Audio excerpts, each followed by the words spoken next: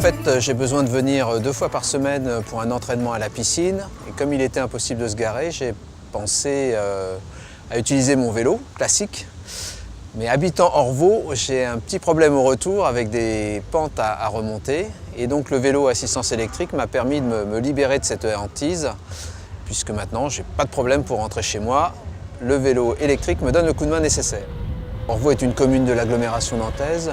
Entre le centre-ville et mon domicile, il y a à peu près 6 km, 6 km et demi. Donc effectivement, aller-retour, ça faisait 13 km. Après un entraînement, j'avais peur de ne pas en avoir la capacité. Je me déplaçais en fait très peu à vélo.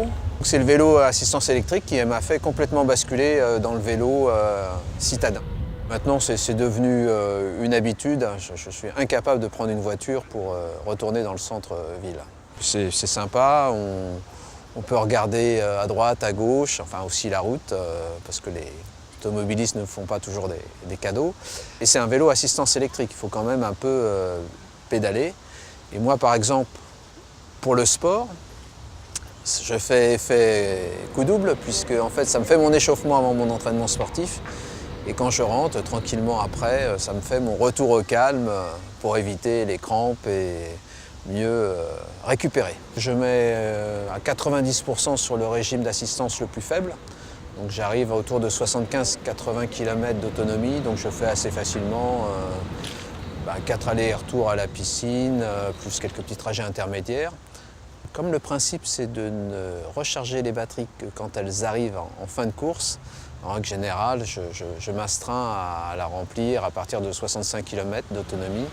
Ça va faire 3 ans que j'ai ce vélo et j'ai déjà réalisé 8000 km qui sont vraiment des kilomètres en substitution de l'utilisation d'un véhicule automobile.